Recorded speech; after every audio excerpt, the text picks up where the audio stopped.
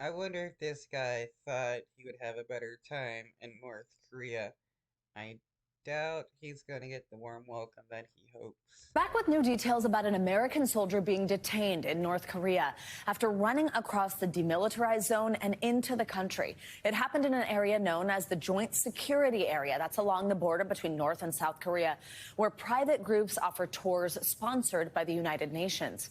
Well, the soldier, Private Travis King, somehow joined one of those groups and crossed the border. According to the Associated Press, he was due to be sent back to the United States, where he could have faced disciplinary action for assault. NBC News foreign correspondent Matt Bradley is in Seoul.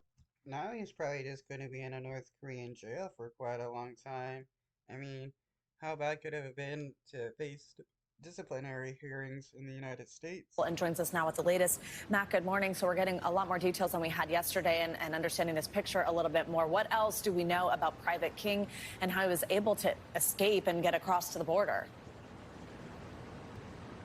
Yeah, actually, a picture of Travis King, Private Travis King, is coming into sharper focus. Actually, quite literally, his picture is something we have now. And so that has sort of built out this image of this looks like a very disturbed young man who was arrested at least twice here in Seoul, both of them for what sounds like late night incidents that sounded like they were in kind of bars or nightclubs. He was arrested once, and he actually did extensive damage to a South Korean police car, and for that, he was fined.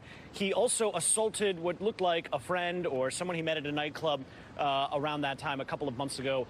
And then it looks as though there may have been yet a third assault that happened back in May. And for that, he was actually serving 2 months in a South Korean prison, as a uniformed U.S. officer. So as you mentioned, he was on his way back to the U.S., where it was likely that he was going to be facing further discipline in the U.S.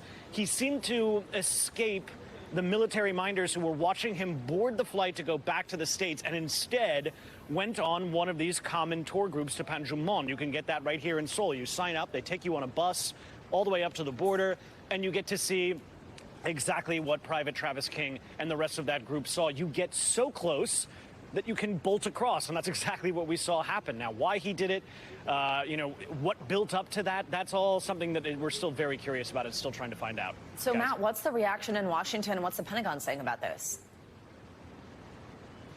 Well, the Pentagon gave, just the facts, described what was going on. We heard from the White House spokeswoman. She said that this was a situation where they're trying, first of all, to really nail down the safety of this private second-class Travis King, trying to see whether he's okay, whether he's being detained, whether he's being charged, what his circumstances are. What we're hearing from Washington isn't nearly as important as what we're hearing from North Korea, and that is absolutely nothing. Not from the officialdom, not from state media. So until we get...